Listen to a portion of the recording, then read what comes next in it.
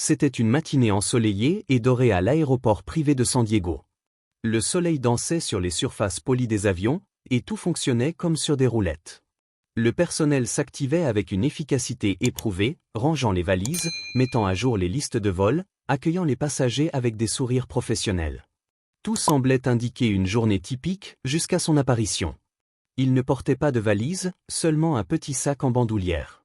Sa démarche était assurée, déterminée, comme celle d'un homme qui savait exactement où était sa place.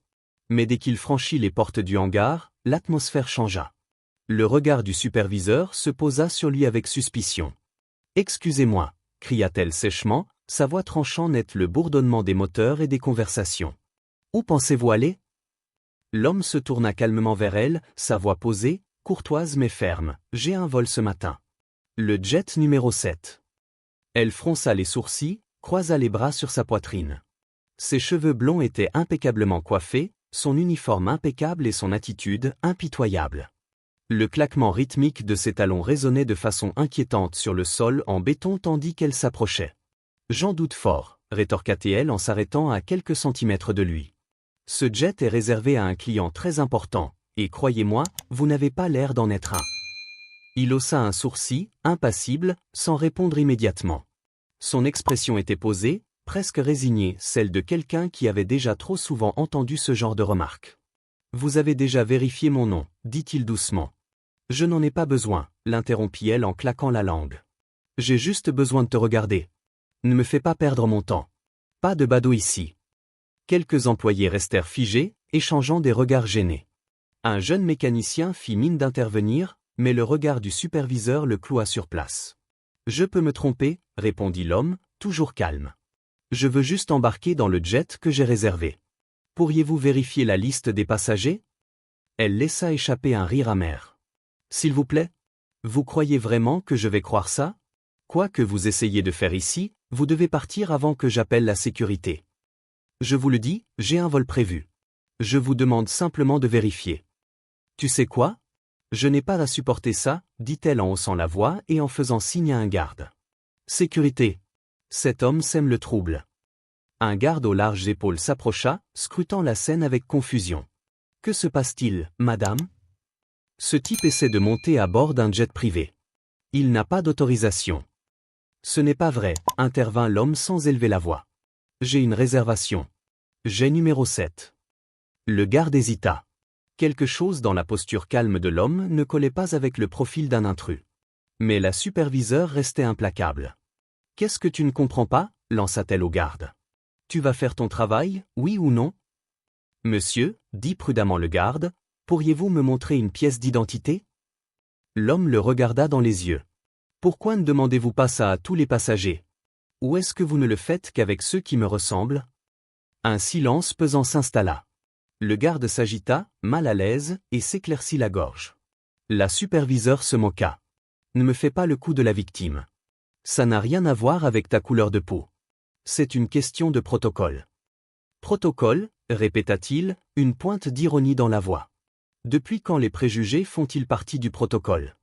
Je ne suis pas là pour polémiquer.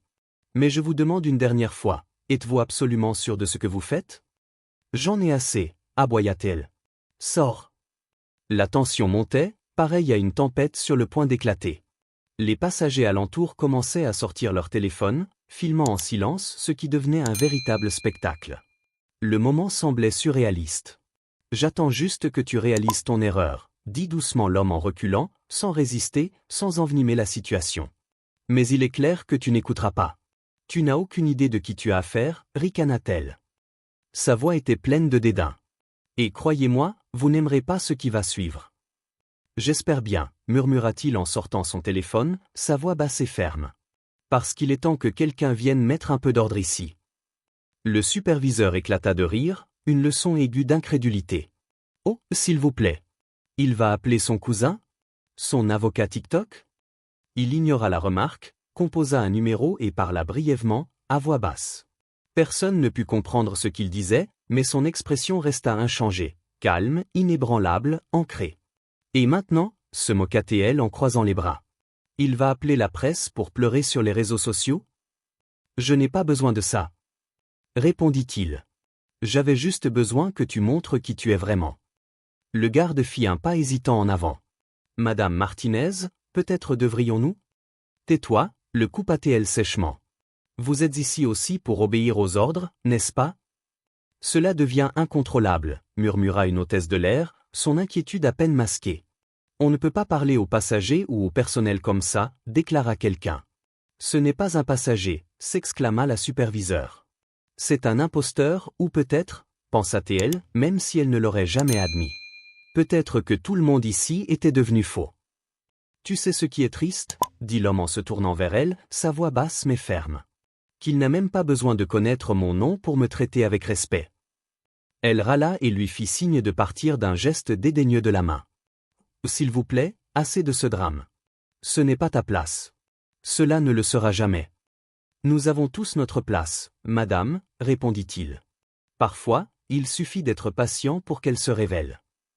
Assez, dit-elle sèchement en sortant sa radio. Je vais demander qu'on l'escorte dehors.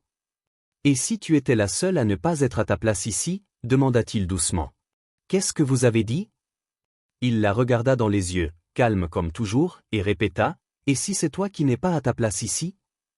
Elle le regarda, surprise, comme si elle venait d'entendre une menace, mais il n'y avait eu ni cri, ni insulte, aucune agression, seulement ce sentiment lent et rampant de certitude, le genre qui naît lorsque l'on commence à comprendre qu'on a fait une grave erreur. Voyons si tu comprends enfin, dit-elle, la voix tendue, pointant la sortie d'un geste autoritaire. Dernier avertissement. Mais, à ce moment-là, un léger murmure commença à se propager dans le hangar. Plusieurs employés tournèrent leur regard vers l'arrière, les yeux écarquillés. Par la grande entrée apparut le pilote du jet numéro. Il marchait d'un pas rapide, accompagné d'une hôtesse de l'air et d'un autre membre d'équipage. La superviseure ne les remarqua pas tout de suite, toujours concentrée sur l'affirmation de son autorité, tentant d'écraser l'homme par le poids de son contrôle. Il ne bougea pas. Il glissa simplement son téléphone dans sa poche, et tout changea. Le bruit des pas fermes et résonnants du pilote brisa la tension comme un coup de tonnerre. La superviseure se retourna brusquement, agacée par l'interruption, toujours inconsciente de ce qui se passait jusqu'à ce que ses yeux croisent ceux du capitaine.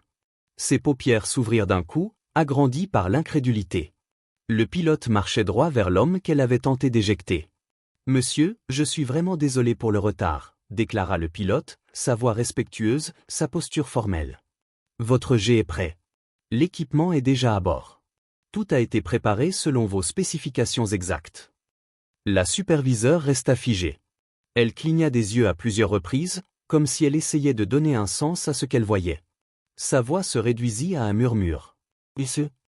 L'homme lui jeta un bref regard, puis se tourna vers le pilote et hocha la tête, calme et posé. « Merci, capitaine. J'apprécie votre ponctualité. Bien qu'il semble que le retard d'aujourd'hui n'ait pas été causé par l'équipe technique. » L'hôtesse de l'air s'avança avec un sourire chaleureux. « Voulez-vous que nous portions votre sac, monsieur? Nous avons déjà placé vos boissons préférées à bord. » Un lourd silence enveloppa la pièce, aussi épais qu'un brouillard. Tout le monde resta immobile, regardant avec incrédulité et stupéfaction. La superviseure recula d'un pas, la confusion marquant son visage, comme si ses genoux ne pouvaient plus supporter son poids. « Êtes-vous le propriétaire du G7 » demanda-t-elle d'une voix à peine audible. Il fit une pause, regarda autour de lui. Tous les regards étaient fixés sur lui. Plusieurs téléphones filmaient la scène. Puis, d'une voix ni forte ni colérique, mais empreinte d'une conviction tranquille, il dit « Oui. Je suis le propriétaire de ce jet. Et aussi le PDG de l'entreprise qui l'exploite. » Le visage de la superviseure se tordit en quelques secondes. Elle passa de la supériorité au choc, du mépris à l'incrédulité. Elle fit un autre pas en arrière, son ton changeant instantanément. « Monsieur, je l'ignorais. » balbutia-t-elle d'une voix cassante. « C'était un malentendu ?» ?»« Ce n'était pas un malentendu, » l'interrompit-il, calme mais inébranlable. Sa voix ne s'éleva pas, mais trancha l'air comme une lame. C'était des préjugés. Du racisme. Un abus de pouvoir. Vous saviez exactement ce que vous faisiez. Vous ne vous attendiez simplement pas à ce que cela se retourne contre vous. S'il vous plaît, laissez-moi vous expliquer, supplia-t-elle. Tu n'as pas besoin de m'expliquer quoi que ce soit, répondit-il fermement, le regard fixe. Ça ne sert à rien de justifier l'injustifiable. Le pilote se tenait à l'écart, attendant la suite. L'assistante baissa les yeux, visiblement mal à l'aise. Quelques employés déglutirent difficilement, sentant qu'ils venaient d'assister à un moment qu'ils n'oublieraient jamais. La femme tendit une main tremblante. « J'ai besoin de ce travail », murmura-t-elle. « C'était une erreur. Ça ne se reproduira plus. » Il expira lentement, la regardant dans les yeux. Puis, d'une voix à la fois résolue et terriblement définitive, il répondit « Tu n'auras plus aucune chance que ça se reproduise. Tu es viré. » Les mots résonnèrent dans le hangar avec une clarté brutale. Le silence s'épaissit. Personne ne bougea. Seul résonnait le ronronnement discret du climatiseur et le faible murmure des téléphones encore en activité. « Tu ne peux pas faire ça », s'écria-t-elle, désespérée, pas sans une évaluation interne, sans une enquête sérieuse. « L'enquête a été menée, répondit-il froidement. Cela s'est passé en temps réel. Tout le monde en a été témoin, et vous-même avez veillé à ce qu'il n'y ait aucun doute. » Elle baissa les yeux. Pour la première fois, tout le poids de ce qu'elle avait fait sembla retomber sur ses épaules. L'arrogance et la supériorité avaient disparu. Il ne restait qu'une silhouette creuse et vaincue. Ce n'était pas une question d'uniforme, poursuivit-il d'une voix douce mais grave. Ce n'était pas une question de protocole ou de règlement. Ce qui comptait, c'était la façon dont tu me regardais, ce que tu imaginais dès que j'ai franchi cette porte. Elle ne dit rien. Elle se tenait immobile, les bras ballant le long du corps, la respiration courte et irrégulière. Le respect ne se proclame pas à grands efforts, ajouta-t-il. C'est quelque chose que l'on démontre par ses actes. Sur ces mots, il se retourna et marcha vers l'avion. Le pilote et l'équipage le suivirent en silence. La porte de l'appareil s'ouvrit tandis que les moteurs reprenaient lentement leur activité. Certains employés murmuraient entre eux, digérant l'instant dans un silence stupéfait. Quelques-uns hochèrent la tête, solennels et pensifs, comme s'ils reconnaissaient avoir reçu une leçon inoubliable. Juste. Avant de monter à bord, il s'arrêta en haut de l'échelle. Se retournant une dernière fois vers ceux qui le regardaient, il dit « Ne jugez personne sur son apparence.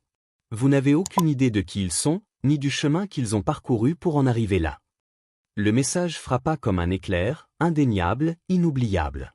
Puis il disparut dans l'avion, la porte se referma doucement derrière lui.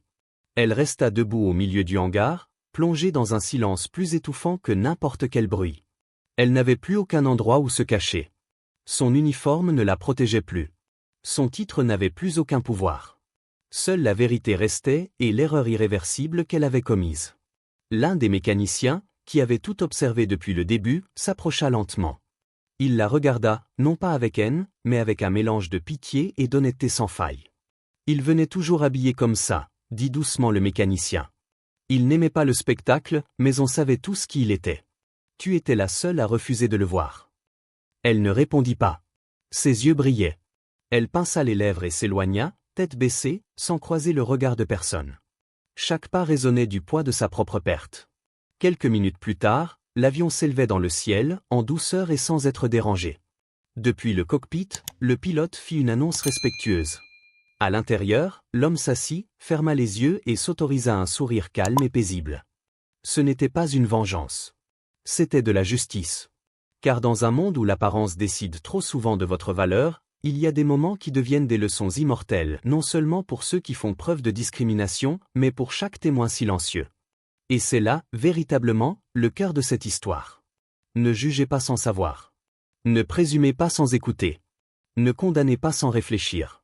Si cette histoire a éveillé quelque chose en vous, si vous avez déjà été mal jugé pour votre peau, vos racines ou vos vêtements, souvenez-vous de ceci. Votre valeur ne se définit pas par ce que les autres voient, mais par qui vous êtes vraiment. Et la vérité, aussi longtemps cachée soit-elle, finit toujours par éclater. Abonnez-vous à la chaîne si vous voulez plus d'histoires qui inspirent, défient et éveillent votre âme. Car derrière chaque préjugé, il y a une vérité qui attend d'être dite. On se retrouve dans la prochaine histoire.